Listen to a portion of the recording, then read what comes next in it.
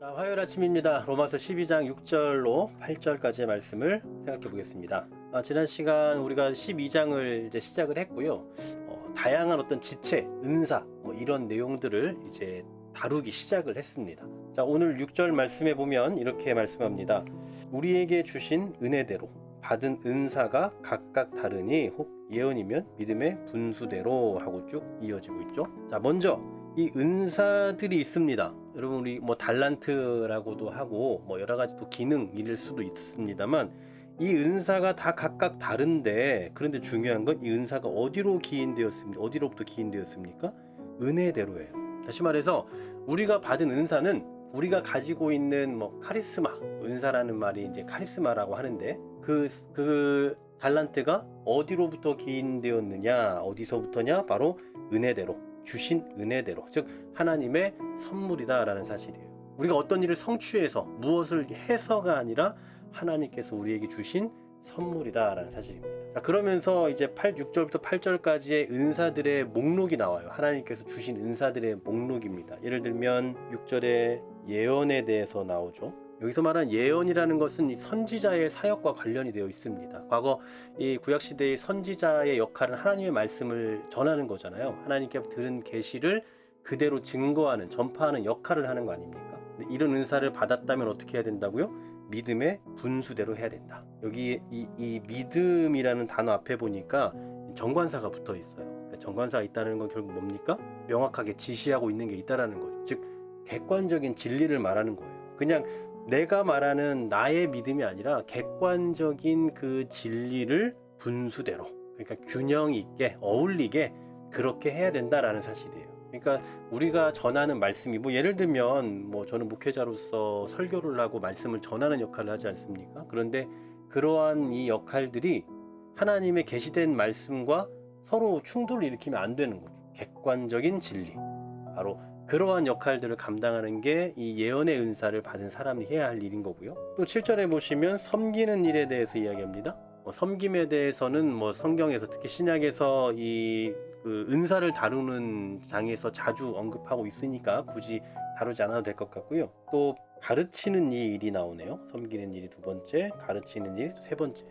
복음을 가르치는 자들은 주로 그 당시에 지금도 마찬가지겠습니다만 교사들을 말하는 거죠. 이 교사들은 어떻게 해야 되느냐? 계속해서 가르치는 자면 가르치는 일로 지속적으로 그 사역을 발전시켜 가야 된다라는 거예요. 그 다음 8절에 보시면 위로하는 자에 대해서 나옵니다. 위로하는 자면 위로하는 일로. 위로는 격려하고 권면하는 사역을 말하는 거죠. 또 구제에 대한 이야기를 해요. 구제하는 자는 성실함으로 해야 된다.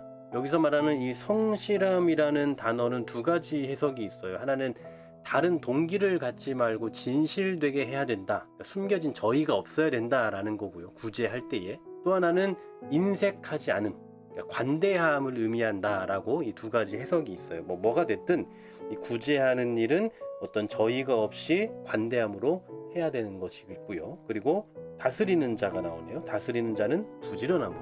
아마 여기서 말하는 다스리는 자는 그 당시에 이 장로들을 의미하는 걸로 보입니다. 아까 그 위에 섬기는 일에 대해서는 그 당시에 집사들의 역할들로 나오고 있고요.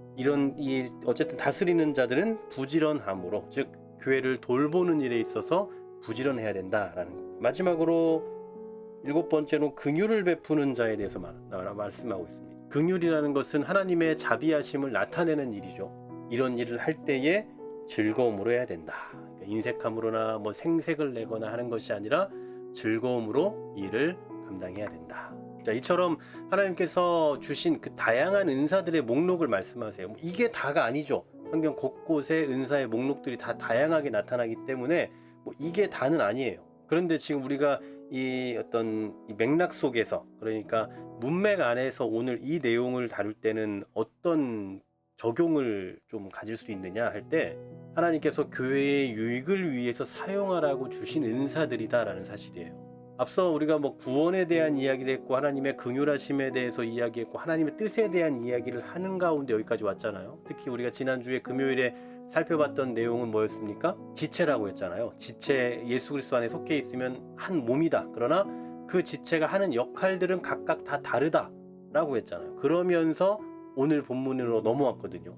그럼 은사를 다루고 있잖아요. 결국은 이 교회의 문제를 다루고 교회를 이야기하고 공동체를 말하고 있으면서 그 안에서 지금 은사를 다룬다. 결국은 교회 안에 이런 다양한 은사들이 있다라는 사실이에요. 뭐 이 중에서 오늘 우리가 뭐 한 7가지 정도 봤지만 이 7가지 중에 하나 정도는 다 갖고 계시지 않을까요? 하나 이상은. 그런데 이제 이게 전부가 아니라는 게 또 문제겠죠.